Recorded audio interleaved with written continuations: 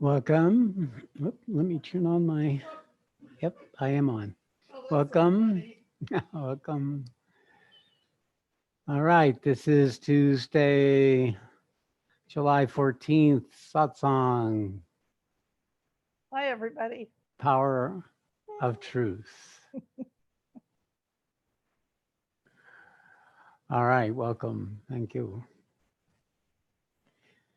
for joining us.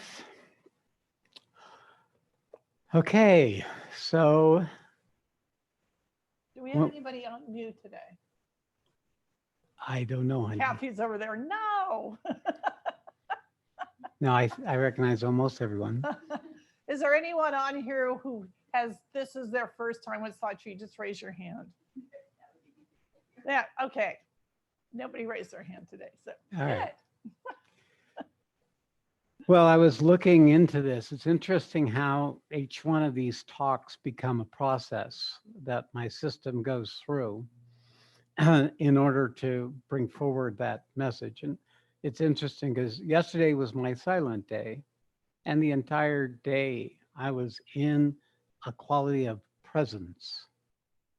And the quality of this presence carries with it an authority. That's the only way, or a sovereignty.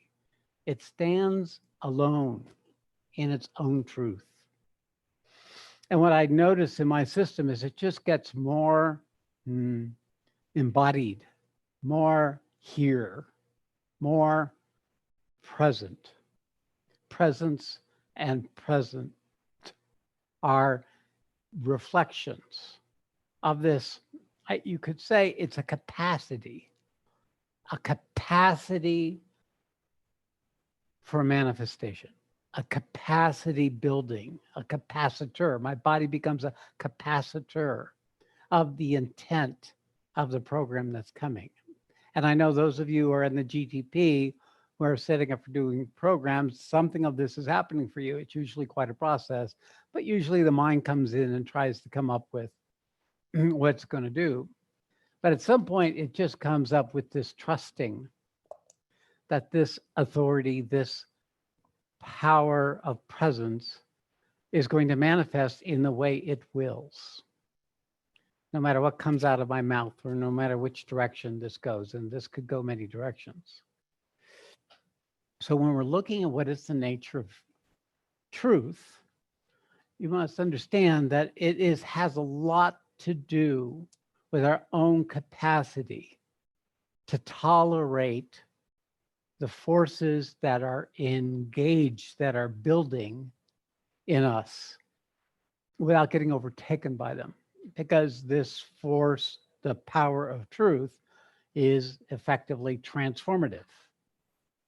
And that it comes through each of us, if we know it or not, through our higher aspirations, through the alignment of ourselves with our true purpose in life, our Dharma. So to speak to the nature of truth, it is this quality of it needs nothing. It's completely sufficient with itself. It has no sense of need to be involved in the future or the past or the present. It is actually a force of consciousness that is aligned with that which is the prior to the creation. So it's what I recognize as I call the Sat, is this incredible potentiality prior to existence. And out of that potentiality, there's an intent to manifest. And that is what creates the supreme being. And all of us are a reflection of the intelligence, the will, and the capacity for action, for creative action, action other than what has existed before for us to come into existence. So the power of truth draws its source from that absolute silence and stillness, that it never goes away. It never ends. It's always there. In fact, the ultimate goal, the spiritual path, is to identify our consciousness with that quality of presence and draw our fulfillment from that rather than anything from the past, the present, or the future. So it can be in existence, but it's not vested in any particular way. And inherent with presence is a potential for manifestation, but itself, has no inclination to manifest.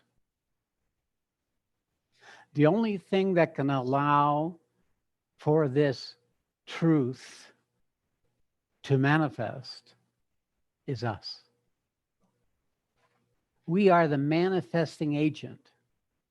We are the agency by which the power of truth, which is the spiritual power, can come into the creation and manifest itself. So actually, this has been the opportunity of mankind all along. And there has always been a number of those who have been capable of holding that quality of potentiality and then manifesting it into serving the creation. And that will always be first with those who are drawn to that principle of truth. Those that are pooled within their being to draw nurturance from that unique capacity that truth embodied creates. But we're in a new time now. It's a new era. And the condition of the creation is not as dense in the collective consciousness. It's much more disturbed. It's not as tamasic. It's more rajasic. And therefore, it's more unstable.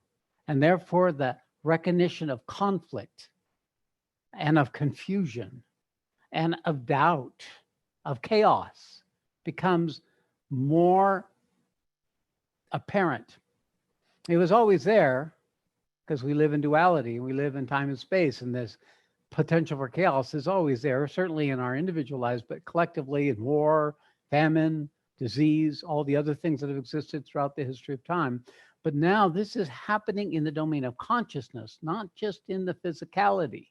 Though currently we have a lot of real challenges coming up at the level of matter as a collective species. And so what has this done? It's created a sort of a despairing. And actually, I've seen this despairing as not just in humanity, it's in the world mother.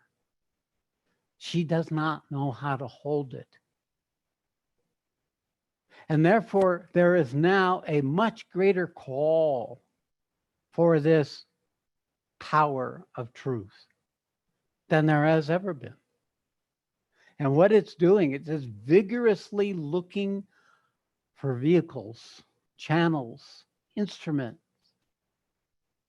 and that they are more people capable of opening up to that power of truth and beginning a process of converting our human vessel into a channel and instrument for that truth consciousness itself, as well as for the force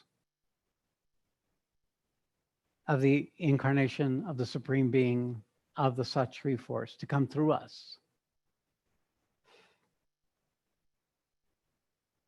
This force that draws from that which is prior to creation is essentially an actualizing principle for one purpose: to further the evolution of consciousness in the creation. It is totally the reason the creation exists, in order to manifest a continuously developing quality of consciousness in matter. It's awakening the matter. It's awakening the very ancient structures of creation into and reassembling them into new organizational structures, so that matter can hold this capacity that truth, the power of truth brings. This force is an intervention force. It is that which comes in, like I've said again and again, with the cry of the world, because the world order can no longer hold the next stage of evolution. And of course, that always occurs as the preamp, the early warning signs of that which is no longer serving the evolutionary purpose. And it creates an anguish in the existing order that was more tamasic into this more rajas and hopefully more sattvic unfolding, so that this force of truth consciousness can infuse into the world.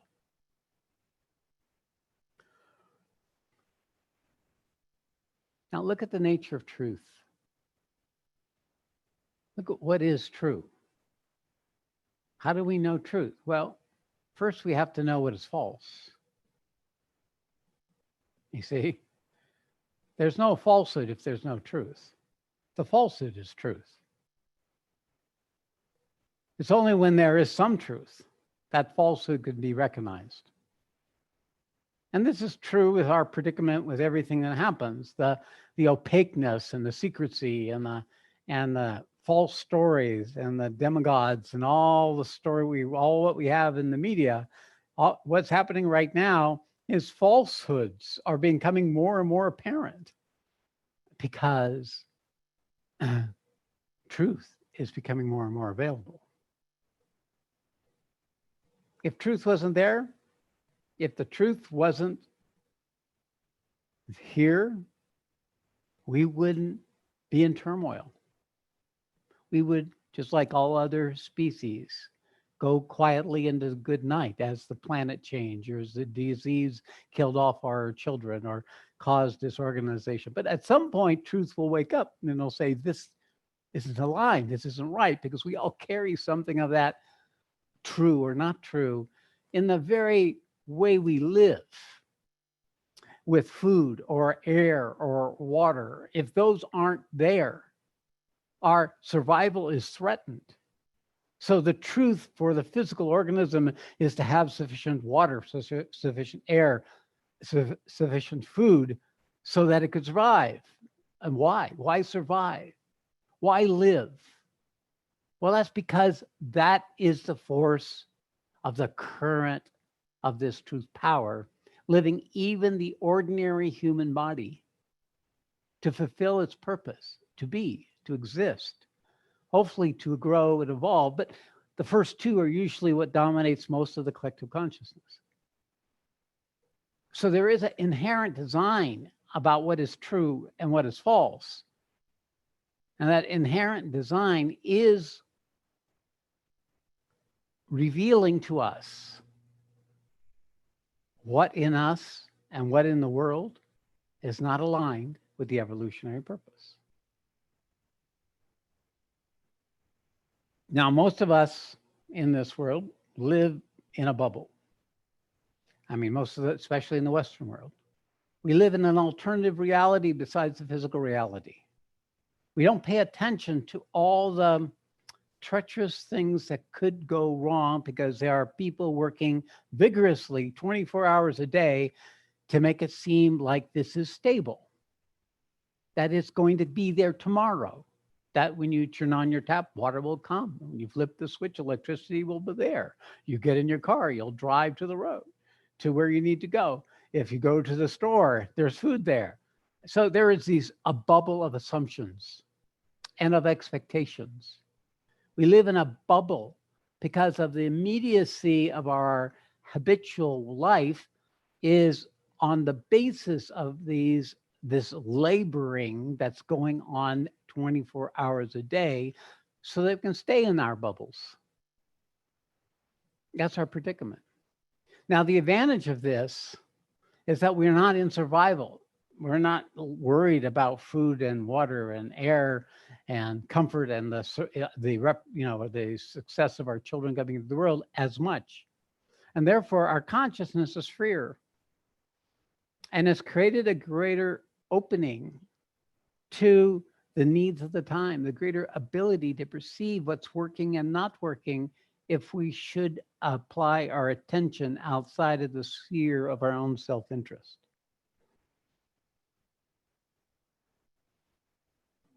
And for many of us, that's all we care about. For many, even on the spiritual path, I want my enlightenment. I want my peace. I want my freedom. I want to be able to feel the bliss. I want to feel comfortable. So therefore, we're still in that zone of our own individual fulfillment, even on the spiritual path. Well, based on our times, based on our chaos, based on the cry of the world, we're being called. If you look into yourself, one of the reasons you're here is that you're being called to service. You're being drafted. You being coming out of no longer able to be a sleeper agent. Now you kind of come into the reality of why you are here.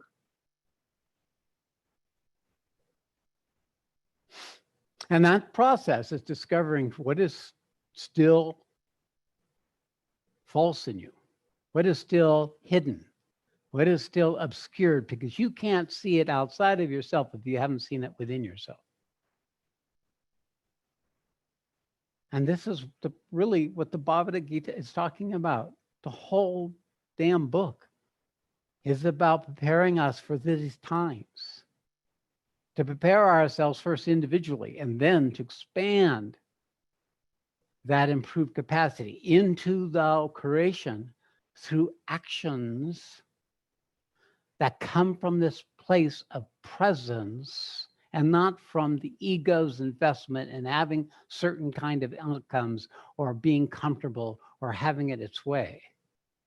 It is something that when we start acting aligned with that purpose, a capacity starts coming to us that increases our ability to discern between truth and untruth and starts enlivening our ability to live as that presence in the world, serving this collective purpose.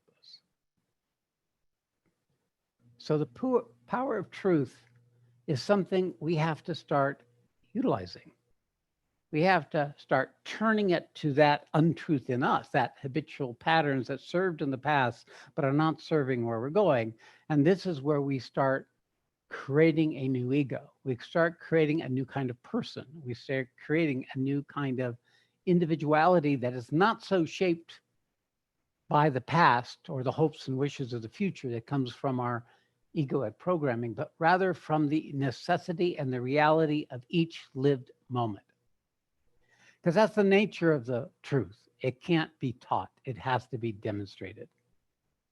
It is something that you have to have some example of, some opportunity, so that that same quality in you can recognize its path forward. Otherwise, we won't be able to see it. We'll only be able to see as expanded as we know based on our existing limitations. But when you meet somebody else who is not so limited, we then can sense or recognize the next stage of our own relationship with truth. And this is why we do what we do. This is why we do this work. It's because through each other, we keep empowering ourselves to recognize and to begin to receive the revelations of the nature of your purpose in such a way that it empowers you to come into existence in a new way than you have in the past.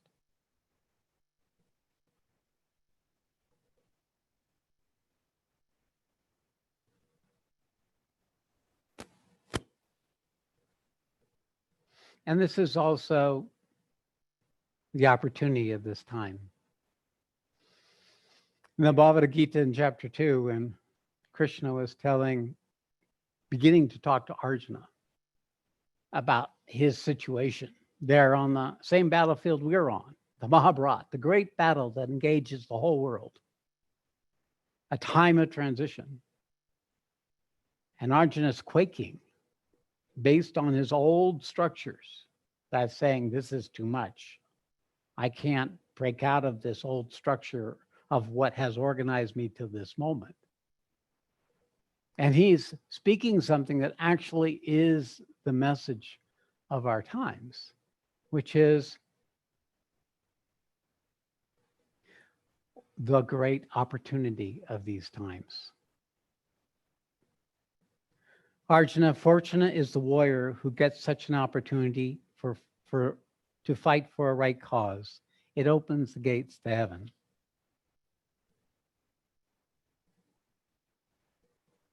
And then it goes on to the consequences of not aligning to that right cause.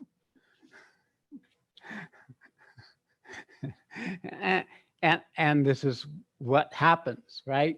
We open up to the possibility, and when it gets too uncomfortable, we clamps back down, and then we're back in the old way, in the old patterns, but with a new consciousness, having partially awakened. And so our dejection is even worse. And then our dejection creates this anguish, which causes us to align ourselves again.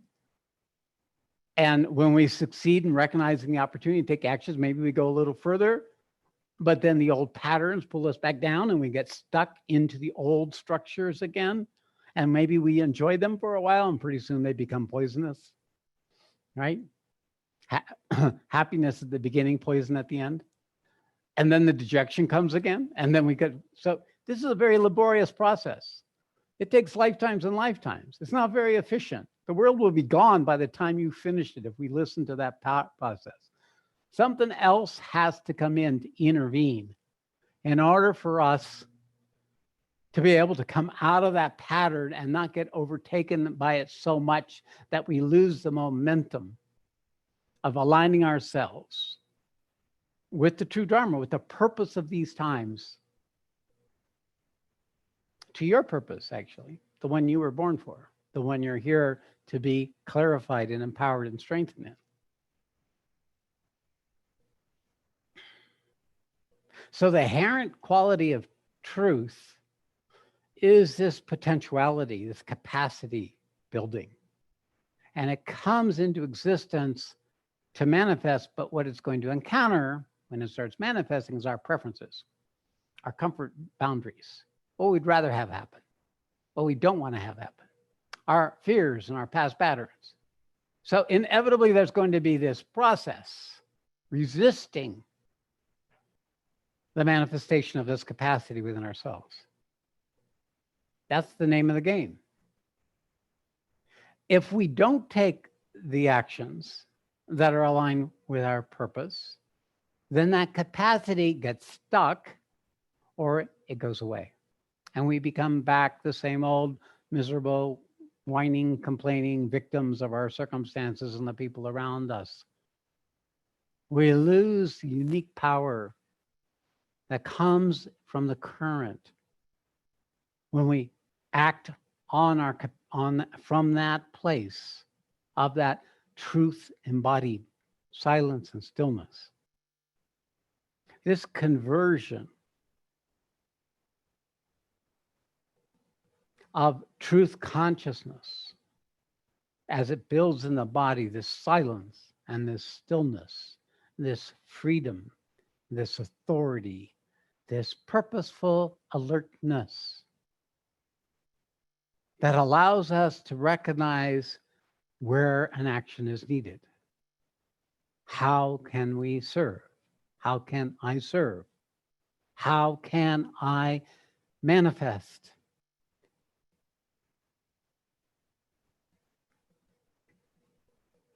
If you look at the core of you, that's all you've ever wanted, is to come into life more and more and to grow into the possibility that life brings.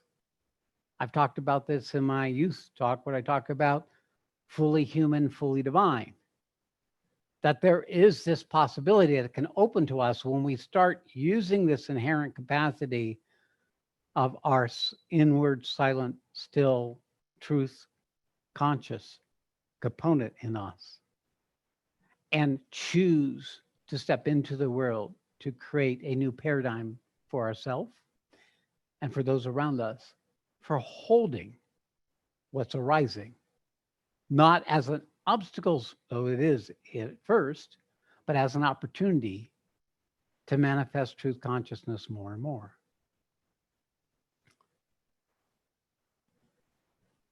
And then the other book that is right along with this, I'll just throw this in here, just so you kind of are always going to be reminded.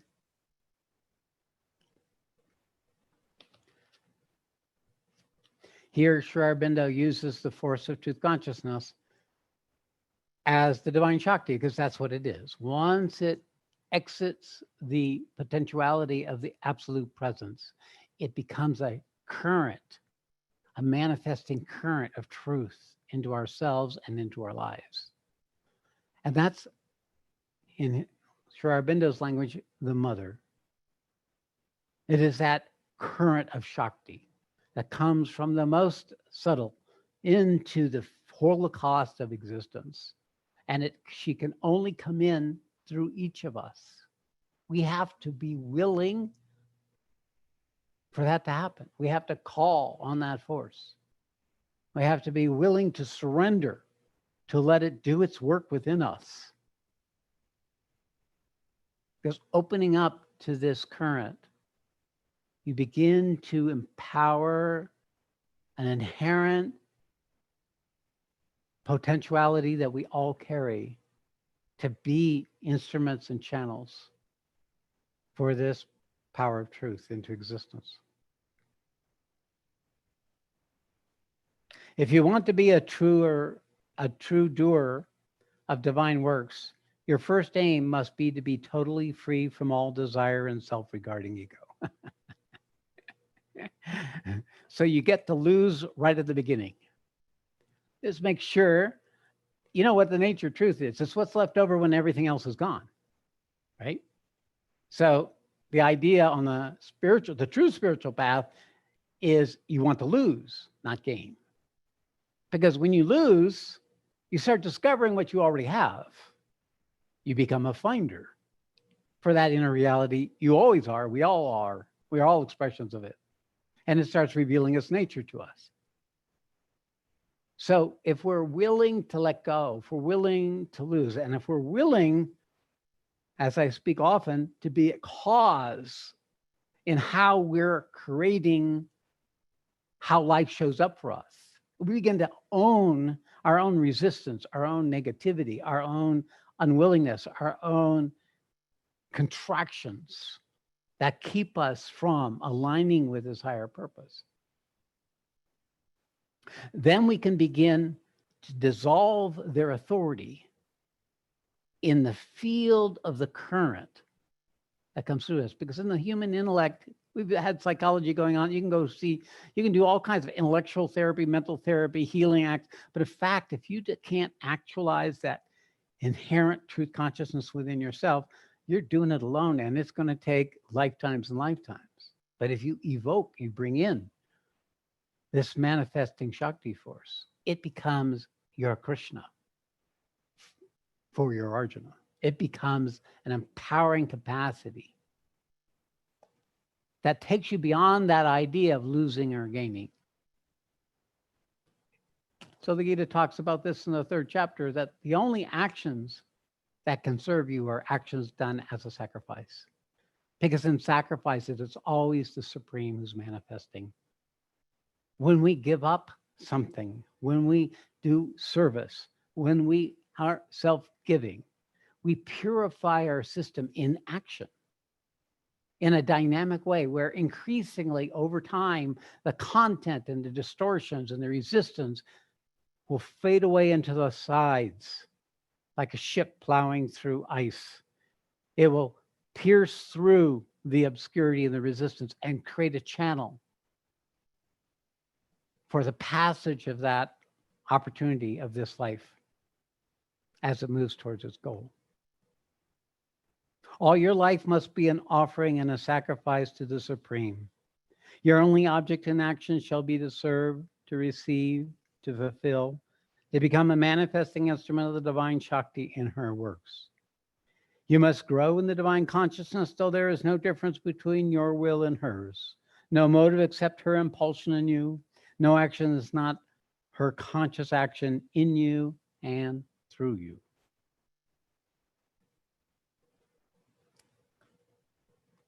So this is what we're talking about. This is what I've always talked about. This is what happened to me. This is what I'm doing right now. This is what many of you are doing or practicing doing in the various programs that we have.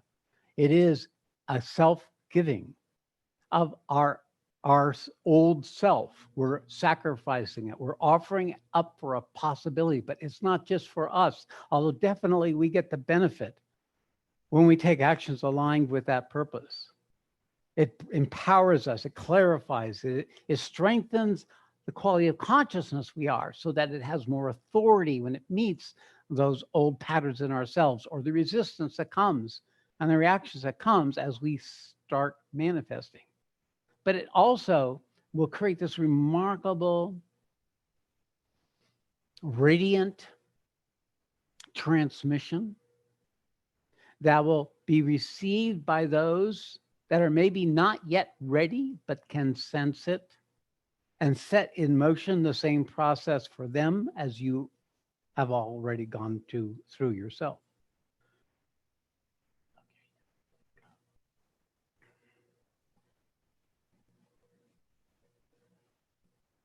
So this willingness to sacrifice, willingness to commit, draws its strength first from that place of silence and stillness within ourselves.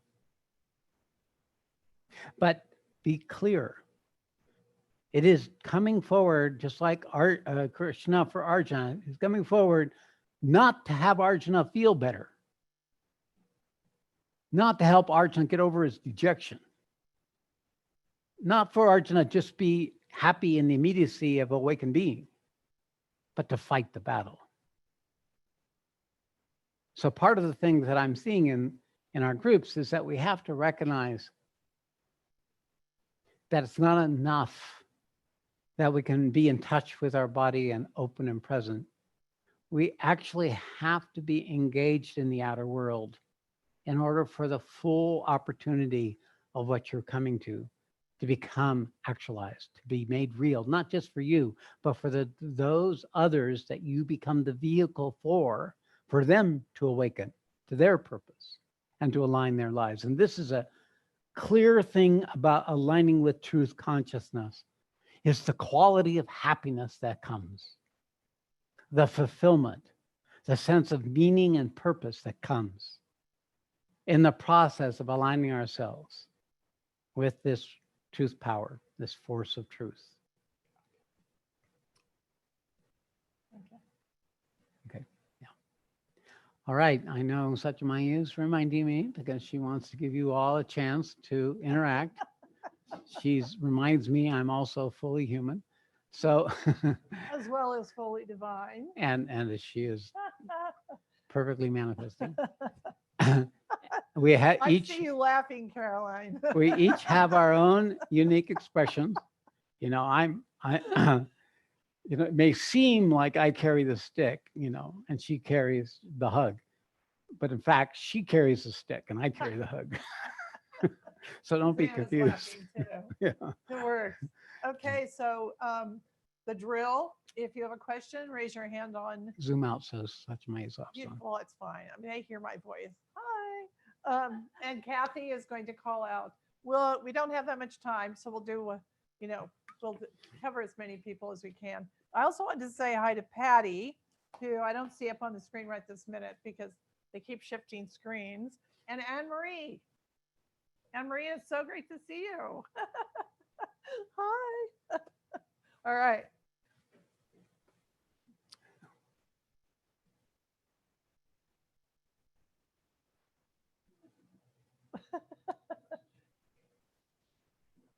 They're adjusting right now. It's okay. Just be inside. And Karen, hi, Karen.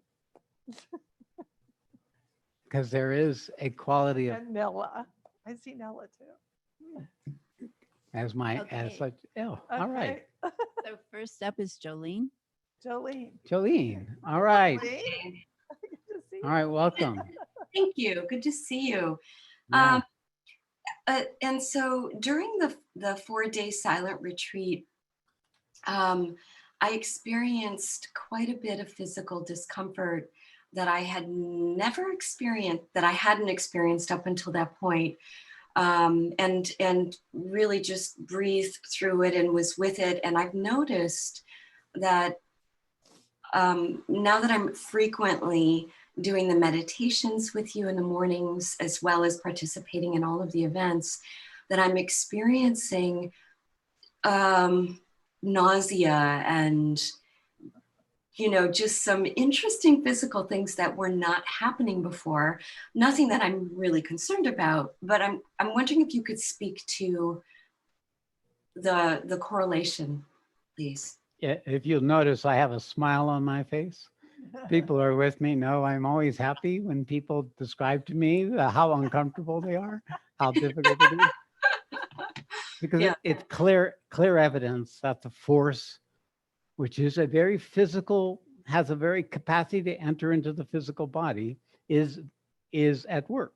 It is literally preparing your physical body, your nervous system, your musculature, your organs, every part of you is now being adjusted. It's coming out of its contracted habitual adaptation, even to the work that you've done up to now. And I know you've done much work, and it's expanding itself as consciousness in matter in your body. It is an uncomfortable process. It's like we're a balloon, right? Which hasn't been inflated, right? So you first blow in some air into the balloon, and it's the balloon. If you were the balloon, hey, this is pretty good. I feel expanded. I feel good.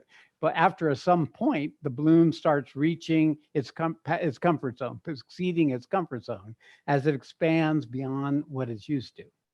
Now, this is actually happening as a physical transformational process. So there are many symptoms that happen with that. One of them is this energetic intensity in the body. So if the system is Rajasa, you don't sleep as well, you're more itchy, more uncomfortable, you get rashes, you get pain in your teeth that come from nowhere, you get headaches, you get contractions in your throat you didn't know ever happened, you become more physically disorganized. It seems that you have a serious symptom and then it's gone 2 hours later or the next day. You know, something you think you have to do something with, and then after a while it's gone.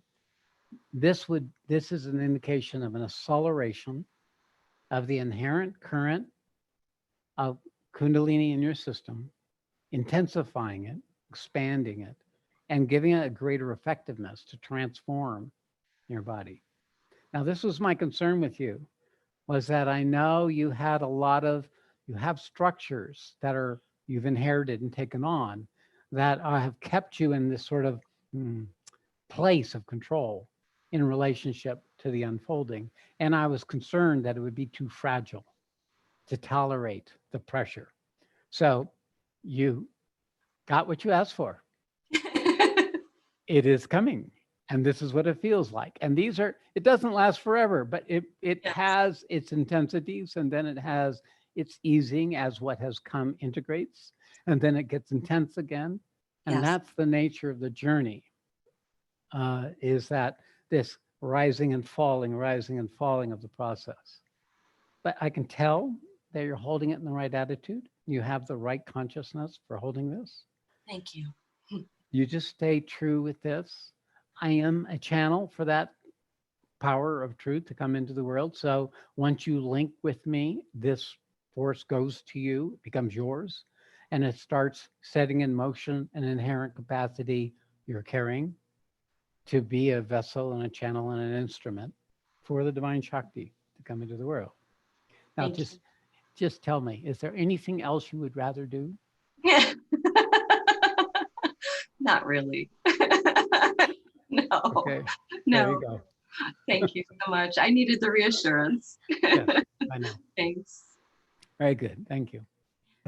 Next up is Polly. Oh, cool. All right. So Hey, who do we get? Polly. Polly or John? It's John this time. John, okay, John. Yeah. I don't have a question. Well, I probably do. I've been having an awful lot of struggle with desperation, and the old things don't work. the distractions, the go chop down a tree, the make a garden, and the need to be needed is more the need to not be needed. And Well, that's progress. my mind recognizes that these things need to go away. And I just came on because I walked upstairs to the meeting with a heavy heart. And as soon as I started hearing the truth, like the lightning rod of that we need to become to receive and transmit. It just like, There you go. it's what I want. Yeah.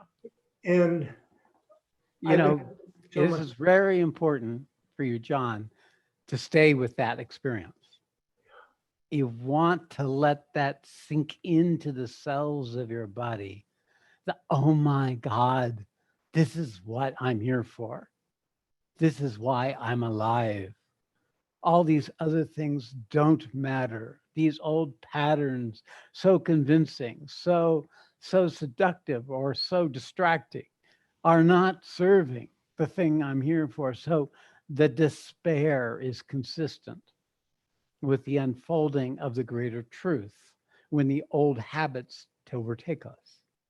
And as I said earlier, it is a process where we align and then we get overtaken by the old patterns and we lose it. But the quality, the exquisite quality of agony or despair that occurs is then becomes a propellant that takes us and have us recover. And we're not in control of that cycle. It's not something you can say, okay, I'm going to get over it. I'm going to call Satsang, because it's going to be really based on your system, the intelligence of your body. That's where all these emotions come in and have their convincing reality, is through our emotional patterns and our psychological structures that we carry in our body.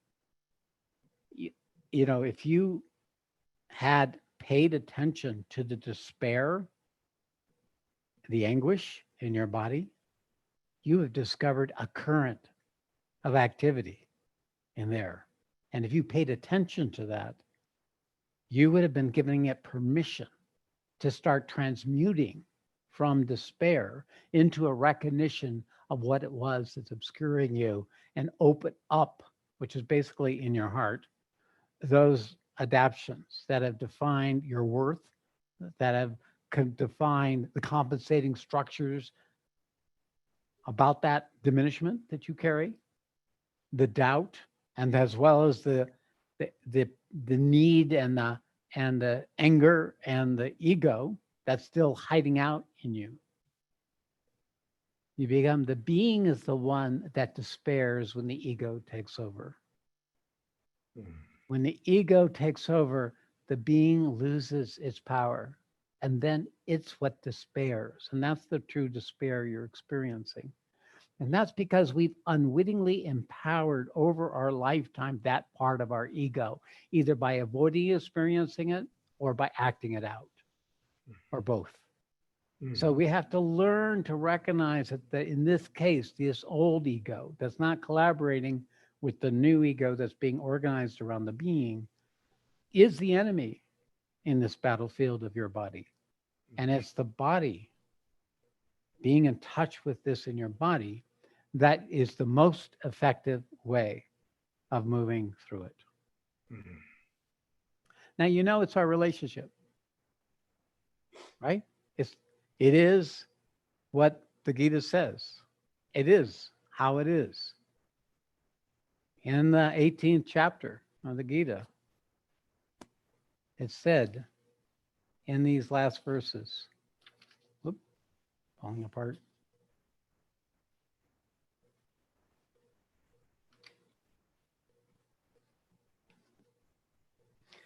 Verse 683 and 684. So this is not just for you, John. It's for everyone who is struggling on this path.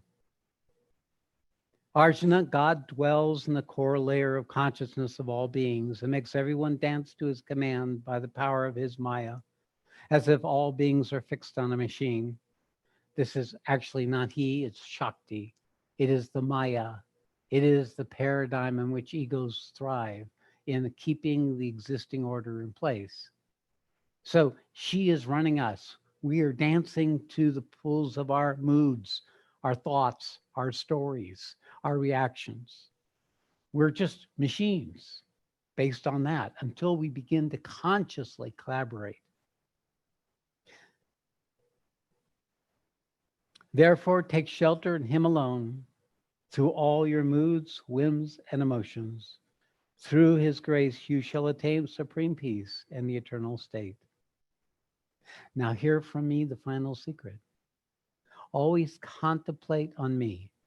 Be devoted to me. This will enable you to come to me. This is my promise and assurance to you, since you are dear to me. Surrendering all your duties to me, take shelter in me alone. I shall liberate you from all sin. Grieve not. We all have this role to play for each other. I am playing this role for you and for those who are aligned with me. The specific form that can speak to the truth of the Gita becomes the means by which others can tap into this resource. It's not the me that is Shree. It's this principle of the Supreme that is within us that's responding to the same principle in Shree. And it's being nurtured. So it's through our relationship, it's like an umbilical. It's empowering that same principle of me in your me, empowering it to know its true nature, not the one bound by Prakriti, not the one bound by the ignorance, not one bound by the habitual patterns of self-recrimination and projection and judgment. This is this is truth. This is truth. I didn't know it existed before it came to me. I didn't know it existed until I had it happen with my teacher. I'm speaking this because it's not part of the ordinary consciousness. That this truth consciousness can only come into the world through forms that align with it. And then it becomes the demonstration, the manifestation, the actualizing current that sets this new consciousness into motion, into the world. So get over the mopey story, John. Get over the negative patterns. Get over the, oh, woe is me. Get over that structure of the hatred and the resentment and the anger that you suppressed for so long, and be aligned with this opportunity for yourself, and let that current start doing the thinking. Let that current start making the decisions. Let that current have its way in your body. I have a taste. I have a taste of moving toward embracing the dark, painful spots in myself, and getting a light. I mean, getting a lightness and a permission and a willingness that comes out of that, diving in, as you suggested, into those painful. Beautiful. That's it. Once you see the benefit of enduring and meeting that which you couldn't be with before, then you're empowered, strengthened. And what that empowerment and strength is coming from is not the old you. It's coming from a new unfolding quality of you. Yeah. That's aligned with your heart, aligned with your intelligence, aligned with your capacity. And there's a trust. There's a trust Yes. building in that process that Yeah. it's almost like, oh, here's an opportunity, even in the pain, here's an opportunity. And yes. All right, very good. All right, keep strengthening it, because it's the nature of the battle between truth and falsehood, is that truth has to be more present for the falsehood to be revealed. And therefore, when we keep choosing that which is aligned with the truth, then the falsehood will actually become our lesser than us. We then get authority over that part of us through our presence, through our willingness to bring in this current into that part of ourselves through our attention. And the important part is to pay attention to where it is in your body. Yeah. Not the story that floats around over here or in the judgment and the evaluations, even in the psychological story associated with it. but in the physicality of your body. Yeah. All right. Thank you. John, Polly, good to see you too. I know this message was for you too. Okay, next up is Sina. Hi. Hello. Have we met before? Yes. Hello, I met you Yeah. one time when we were talking about that first time. Oh, okay. So we've already done this. We've Yeah. done this. Okay.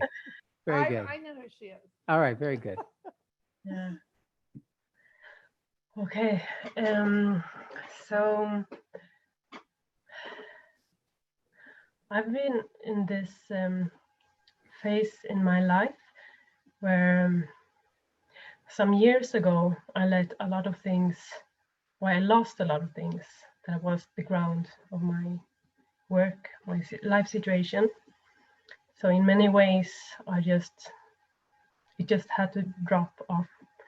And after that, I was working a lot with the trauma, going back to the childhood time and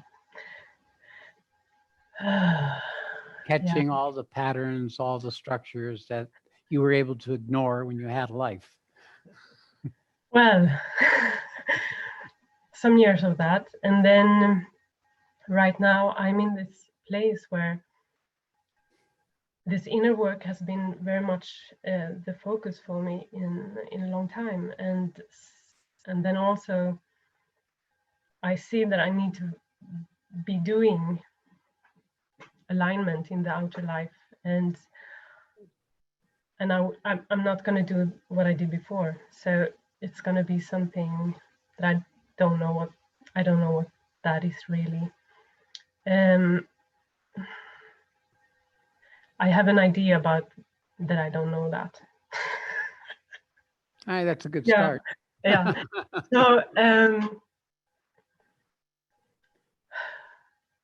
yeah, well, so there is this fear of, if I turn to the outer world, will I lose this inner focus and inner movement? That is, and if I focus on the inner world a lot now, will that be too much focus and too much energetically evolving for me to also focus and do something good in the outer world? So it's a bit fearful for me to meet you, Shree, because I feel that's a strong pull and it's a strong movement. Okay, so you're in I mean, this is a perfect place.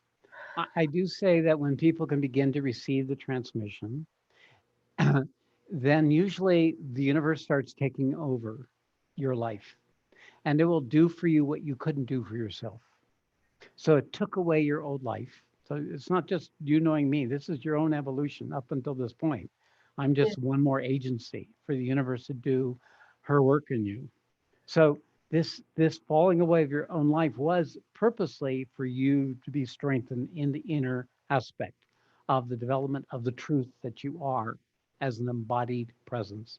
And because of its deep fulfillment, after a while, it becomes a problem because it becomes a bypass for actually entering into our life and meeting the next lesson for the human in us to catch up with the spirit in us. So the conversation I had Sunday was about fully divine, fully human. So now you've gotten this far with divine. Now the human has to catch up. Now it is going to be a battlefield. It is going to be challenging. This is going to be easily overtaken at first because that's the nature of lifting up that which has not been met into the current state of consciousness. So this is your labor.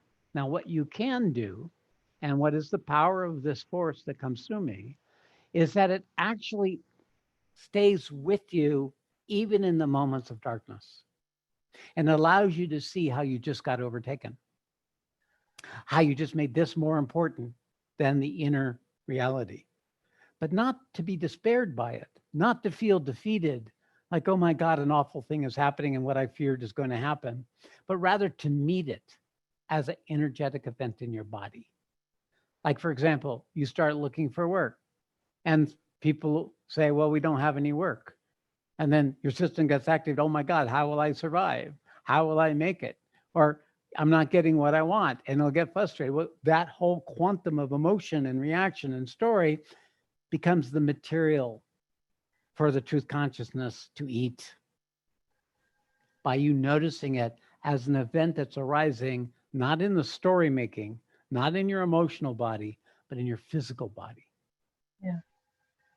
That skillfulness takes time, but that's the nature of this sadhana, is its application of spirit in matter is the testing and the integration of that so that it becomes stable. And then, of course, the matter will grow in importance, and then spirit will have to catch up again. That is what happens. Sorry. That's the nature of the journey. Because once you're here for a while, once the human comes up more, you'll say, hey, this is pretty good. I'm feeling better than I ever felt. Life is going really pretty well. I really like this. And it gets like this. And spirit's kind of lost in the background. So you have to pay attention to the part of you that gets reinvested, finds a new relationship, finds a new job, finds an exciting new engagement that takes all your time and energy. And then the spirit is not accessible. Well, there has to be an alignment with the purpose when you first step into the world so that it enhances the inner, not overtake the inner. So with that intent, and with the fact that you can feel this current and the fact that you're coming up and meeting with me, then your future is assured. It'll be like this and that and this and that. But I do have some recommendations for you. Yeah, Stina, how old are you? What's your age? 39. Okay. Okay. So there's, we have a youth group. And Jaya, raise your hand. Just wave at her. Yes. And Gita is on here, as I saw Kalo and Adideva. So they are also in this Same process. How much is the live life relevant to the spiritual life? How relevant is the spiritual life to the lived life? So this integration of the two is the modern sadhana. This is the new spiritual sadhana. The new spiritual practice is you use your life as the arena of growing spiritually. Yeah. You do it in moderation. And that's what I was going to say. Initially, find a simple job that doesn't demand too much or is part-time. Just enough to meet your needs. And if you don't quite, well, make sure your needs are at the minimum. And that way, the opportunity of your life enhances the opportunity of development of the spirit within you. Yeah. In time, you'll grow more and more capacity and you can be more and more in the world. But at first, be simple. Yeah. I think that's a bit what I've been doing. And then now I recognize that I had this feeling of being on the path before and on my life path. And now I have this idea about that in the outer world, I should do something similar passionately that I was doing before, and maybe to drop that idea also. Yes, I think initially, let it be aligned with the purpose of your awakening so that you're simply first strengthening yourself, not to create a project prematurely, but rather participate in the youth group, begin to see the opportunities for you to continue to develop in this integration between your human life and your divine life. All right, my dear. Thank you. So, Stina, were you on Sunday for the fully divine, fully human, or fully human, fully divine? Yes. Okay, so right. that's you got a the good place message. to start. Yeah. Okay. Thank you. All right. So much. Very good. Thank you. Okay, we're going to have 2 more people up. Okay. Kathy? Next up is Patty. Hey. Hey, Patty. Woohoo. Namaste. Been a while. Good to see you. It has been a while. Thanks for taking my question.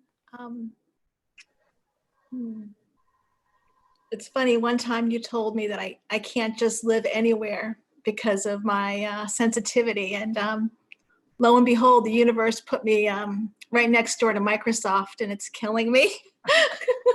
I said, I know what he's talking about now. So then I wonder, is the universe setting it up so that I can suffer extremely so that, I'm really coming more into my Dharma.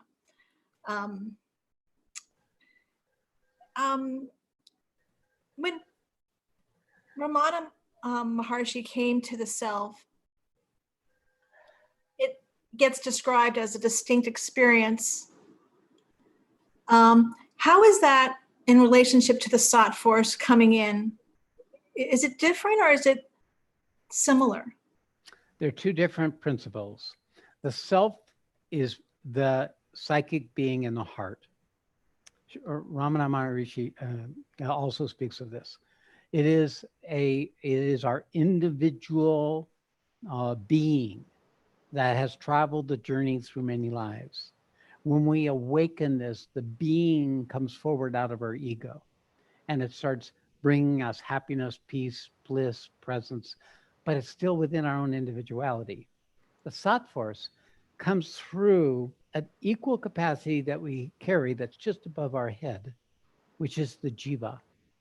This is the part of us that is a channel, a doorway, linked to a principle similar to the Sat.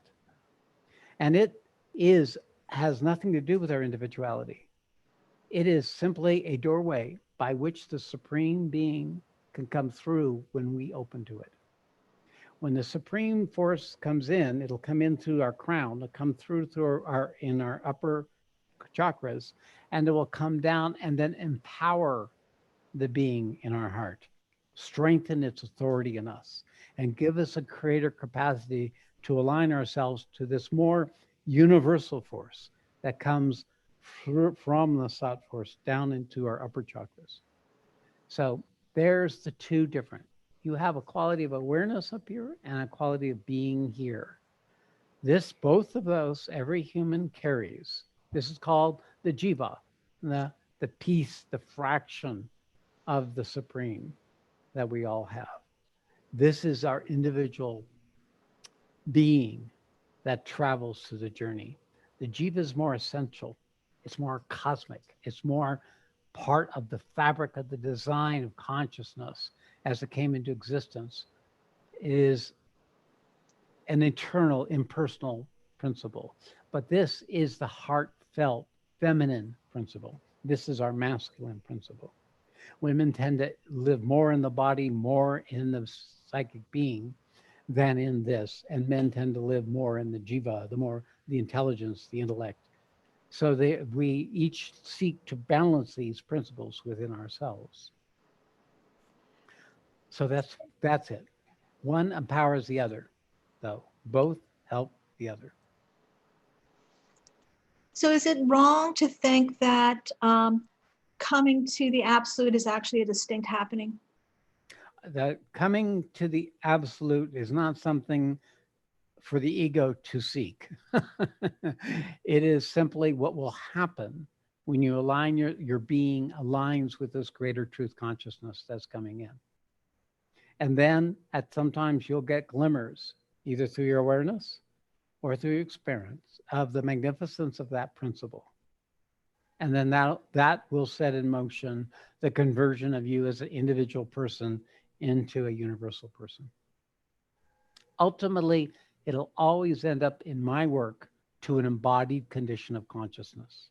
There needs to be a person in a body for this work to fulfill itself. If we just go to the absolute, we don't have anything to do with the world or the body. It has to be brought in and lived. So are you saying that Ramana did not come to the absolute? He absolutely knew the absolute, but it wasn't until later in his life that he began to descend, but he only descended so much to begin to teach, to be there for meditation and have the transmission of the absolute, which is also what comes through the Sat, is what came into his upper chakras. But you're an emotional being. You also have a component of your heart that continues to need to expand. And that gap between your awareness and your experience is why you suffer living next to Microsoft. Because the person in you has to keep integrating and developing in her capacity to hold this this new force in the parts of itself that's not yet familiar with it or knows how to be with it. This is happening in your cellular level. It's not happening through your mind. It is happening through your exposure to the force. It will do the work. It will be uncomfortable. Just Okay. can I say one quick question though? I'm sorry, I don't want to take up a lot of time. All right. I'll let You somebody can- else speak. Thank you. You can hold it. Thank you. All right. Thank- Good to see you again. Okay, next up is Jamal. This is the last Ah. All right. one. Hey, Jamal. Yeah. Yay. Are you still in Switzerland? Yeah, I'm still there. I'm still there. No, I didn't have any particular question. It was more about like, actually, there was more the world goes in chaos and more I feel happy. It's Aha, Oh, there's another something. one. There's something true in you there. It's like suddenly you see that the opportunity of the chaos. Yeah. yeah, and I help people to like in practices and spiritual stuff. So it's more on people coming and they don't know what to do with what's happening. And I said, stay within, stay in the body. So I start to. All right. Perfectly aligned. And Yeah. it's really hard for people to. They are not used to do that, and it's really. It's because everybody lives in their heads. They Yeah. they think everything can be figured out by understanding or by control.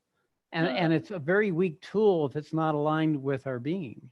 So yeah, that's why it's a education. And that why the world is in turmoil right now is for the reason of waking people up to the falsehood that's still shaping their reality.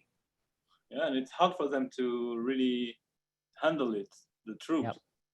This is the bubble. This is the bubble people live in because everything else is handled in the world. Just give them a backpack and throw them into the woods for a couple of weeks, and then they'll come out of the bubble. You know, there'll be hunger, there'll be cold, there'll be thirst, there'll be discomfort, and then they'll come back and say, "Holy cow, I haven't been in life at all." Yeah.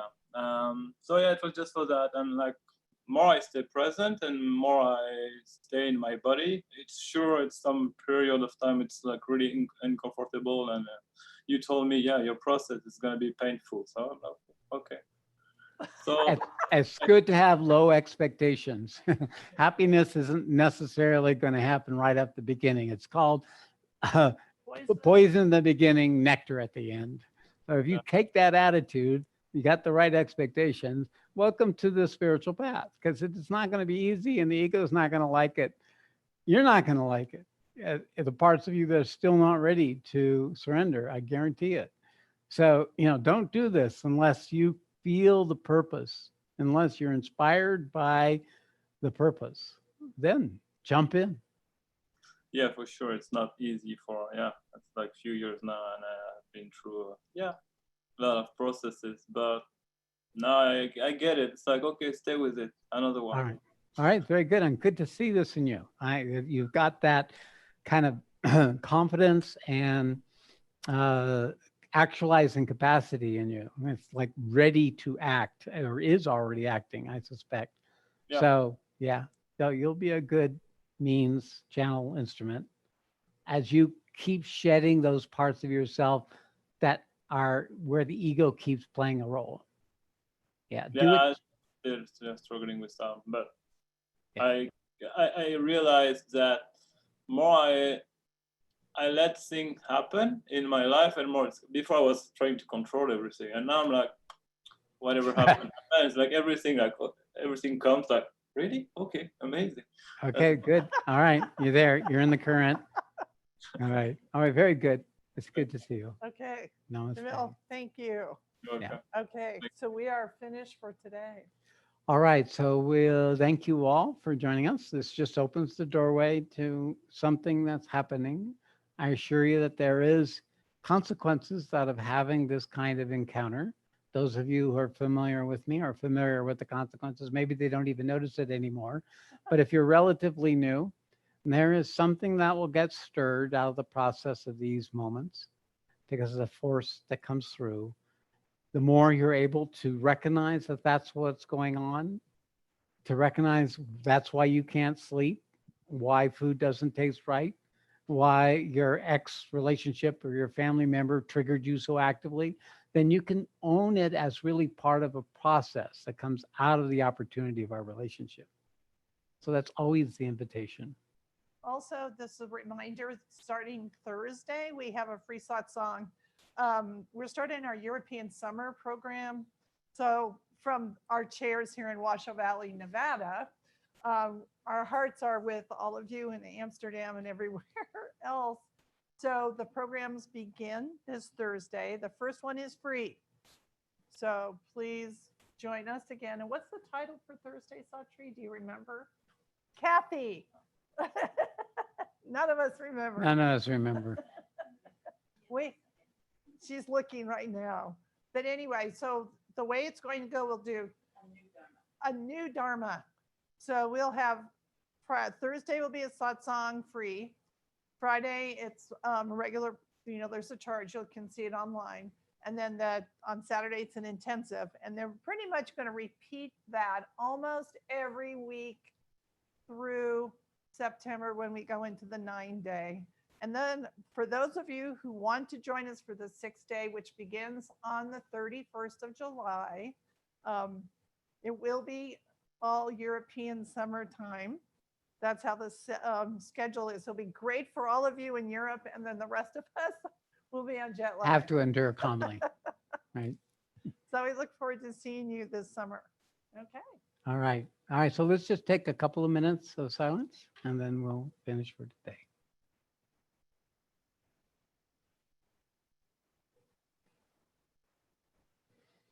Did you set your time? Mhm.